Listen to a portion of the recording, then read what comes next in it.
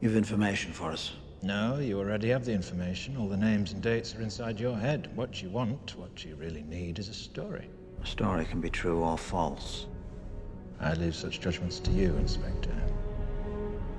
Our story begins, as these stories often do, with a young, up-and-coming politician.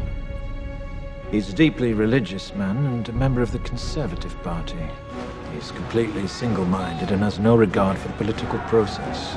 The more power he attains, the more obvious his zealotry, and the more aggressive his supporters become. Eventually, his party launches a special project in the name of national security. At first, it's believed to be a search for biological weapons, and it's pursued without regard to its cost. However, the true goal of this project is power, complete and total hegemonic domination. The project, however, ends violently. But the efforts of those involved are not in vain, for a new ability to wage war is born from the blood of one of the victims. But if your ultimate goal is power, how best to use such a weapon? Well, it's at this point in our story that along comes a spider. He is a man seemingly without a conscience, for whom the ends always justify the means, and it is he who suggests that their target should not be an enemy of the country, but rather the country itself. Fueled by the media, fear and panic spread quickly, fracturing and dividing the country until at last the true goal comes into view.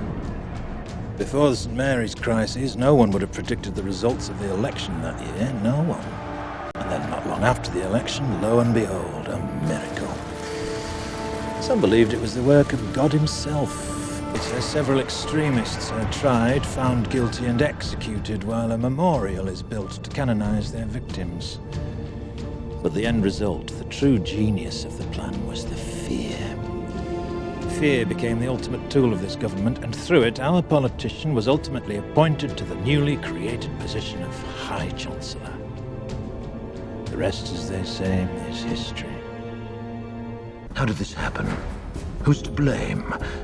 Well, certainly there are those who are more responsible than others, and they will be held accountable. But again, truth be told, if you're looking for the guilty, you need only look into a mirror. I know why you did it. I know you were afraid. Who wouldn't be? War, terror, disease. There were a myriad of problems which conspired to corrupt your reason and rob you of your common sense. Fear got the best of you, and in your panic you turned to the now High Chancellor. He promised you order, he promised you peace, and all he demanded in return was your silent, obedient consent. Can you prove any of this? Why do you think I'm still alive?